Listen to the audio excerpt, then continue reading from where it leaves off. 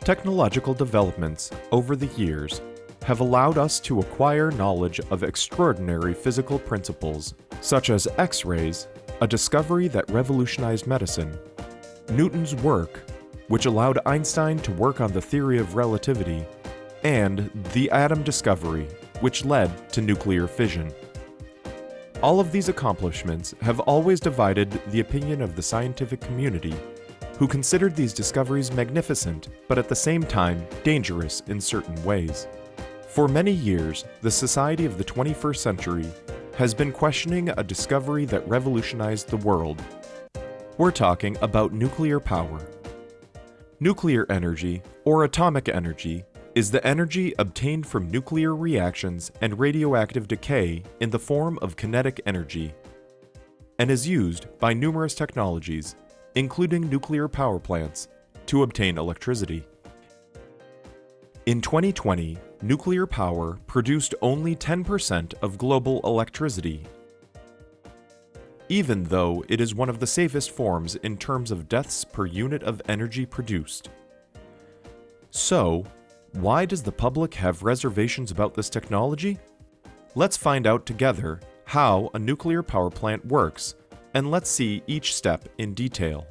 Nuclear power plants are huge and very complex buildings which are used as power plants and produce energy through nuclear fission.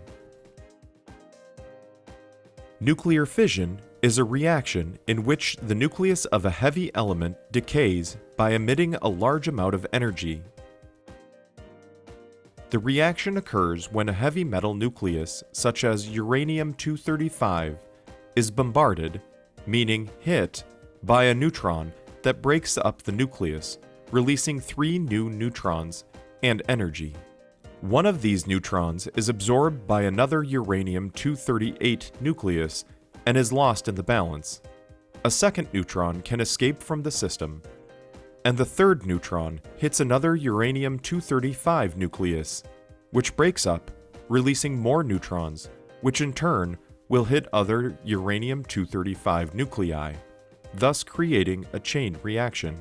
This reaction is the core of the nuclear reactor, which handles the decay of the heavy material in a controlled manner. Now, let's see what a nuclear power plant looks like and how it works. The facility is divided into 2 islands. The first one corresponds to the building that contains the reactor and is called the nuclear island, while the second one is called the conventional island, where the nuclear power obtained is handled and transformed into electricity.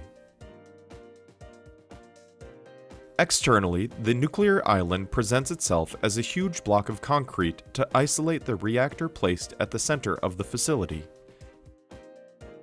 In the reactor, we find the core, or nucleus, which is composed of fissile material, usually a mixture of uranium-238 and uranium-235.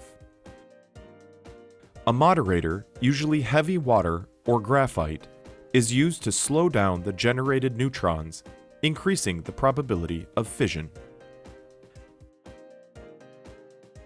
There are also metal control rods in the reactor that are used to capture excess neutrons and are inserted into the core to moderate the power of the reaction, and if necessary, to stop the process in case it becomes critical.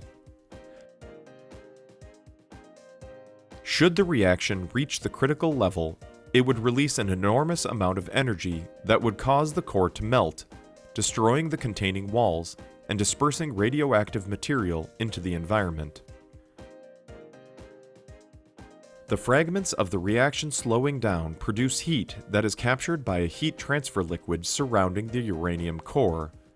To put it simply, the heat transfer liquid acts in the same way as hot water in a heating system with radiators, in which the water carries the heat generated by boilers to various points in the room.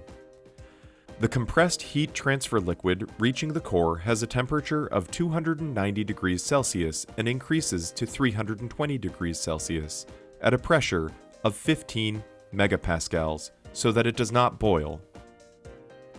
The heated liquid passes through a steam generator in which a saturated wet vapor is produced. At this point, it passes through a moisture separator that transforms it into a saturated dry vapor. with a conductor system that is transported to a steam turbine located in the conventional island at a final temperature of 290 degrees Celsius at a pressure of 5 megapascals. The turbine is a driving machine that uses the thermal energy of steam, converting it into mechanical work. Using the converted energy, the turbine moves an alternator, which is used to produce electricity. The same principle is used in most fuel-fired power stations, as well as in hydroelectric power stations or wind farms. As we have seen, the whole process generates large quantities of steam, which can be managed once it leaves the turbine. By cooling it, the steam returns to a liquid state and can be reused again in the process. A condenser is placed below the turbine in order to cool the steam, and thanks to a coolant, it is converted into water. The mass of water coming out of the condenser has a very high temperature and cannot be released into the basin of origin, otherwise it would damage the ecosystem.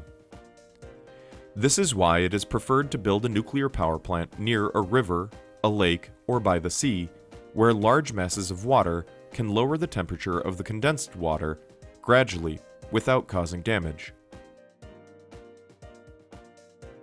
For power plants that are built inland, there is a need for a closed cooling circle. The most commonly used system are cooling towers with a natural circulation or a forced circulation with the help of huge fans. We have come to the end of our video, an overview of nuclear energy and its application in the field of energy production. Leave a comment and let us know what you think about the use of nuclear power.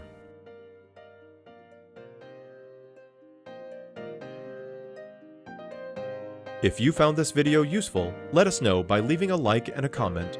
You can also share it, and don't forget to subscribe to our channel. We recommend you visit our website, jaescompany.com, to find out about our upcoming projects.